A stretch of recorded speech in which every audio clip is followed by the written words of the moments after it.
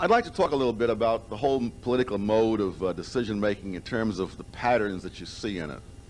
There's one pattern in which you generate political support by creating a, quote, crisis, unquote. Now, since all human situations have some negative features to them, nothing is easier than to find something to complain of and to call it a crisis. A crisis does not mean that what you're talking about is any worse than anything else that human beings do. It does not even mean that it's getting worse than it was in the past. In a remarkable number of cases that I've looked at, the thing that is called a crisis has in fact been getting better for years prior to the policies. Now, after you've convinced people there's a crisis, you have your solution. This is sort of a four-stage thing. First comes the crisis, then comes the solution. Typically, the people who advocate this solution will say this will lead to beneficial result A. The critics say this will lead to detrimental result Z. Third stage, they put the policy in, and the result is that it leads to detrimental result Z. The interesting part is the fourth step, where the people who attribute this detrimental result to the policy are accused of being simplistic, for ignoring the complexities of the many factors involved. Moreover, the only cure for this new bad situation is more of the same policy. Let me give a couple of examples. First, the war on poverty. Now, the purpose of the war on poverty was not to prove that if you took money from here and put it there would be more money there than there was before. The purpose of the war on poverty was to end dependency on government handouts.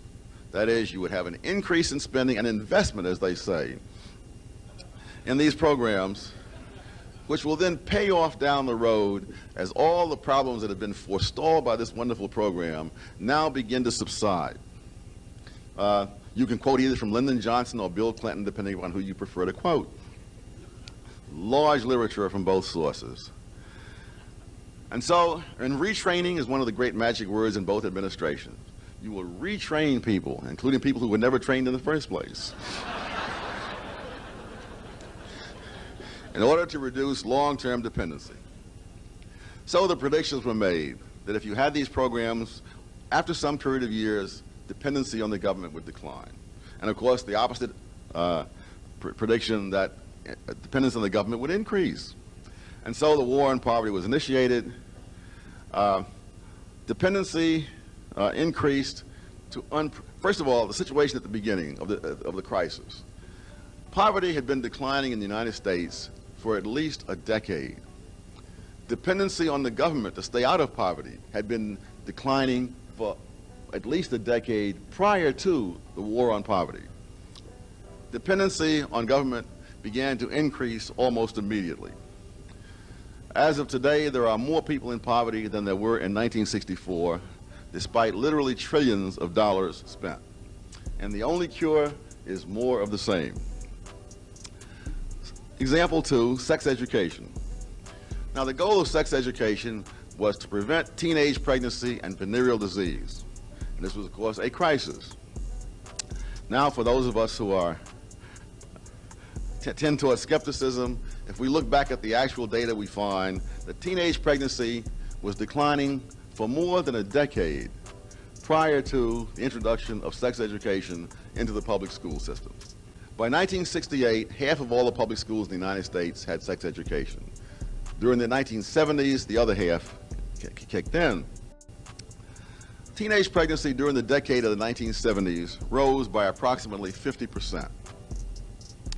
Teenage gonorrhea tripled between 1956 and 1978, and both those trends are still continuing. And the fourth stage, the cure for all of this, sex education. And now we come to a current example, the healthcare situation, or the healthcare crisis, I'm sorry. Now, how do we know that there's a healthcare crisis in the United States? Because the president has told us again and again. The president's wife has told us. The media have told us. What more could you want? Now, one of the statistics they throw around is that the United States spends 14% of the GNP on health care. No reason is given why a higher or lower number would be better.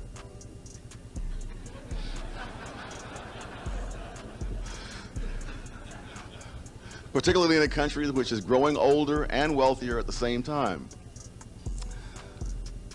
Germany and Japan are held up as models because there they only spend 9%. I'll get back to Germany and Japan a little later. One of the confusions is the confusion between health insurance and medical care.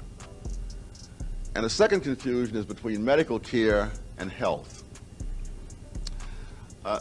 We already have virtually universal medical care in the United States. The poorest soul in these United States who passes out on the streets will get medical care.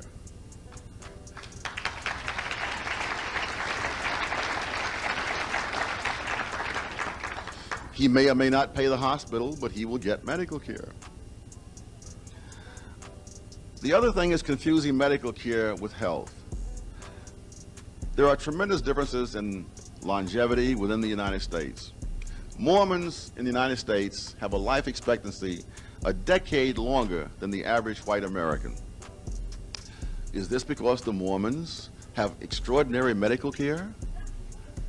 Or could it have something to do with the fact that they don't drink, they don't take drugs, and they don't go around shooting each other?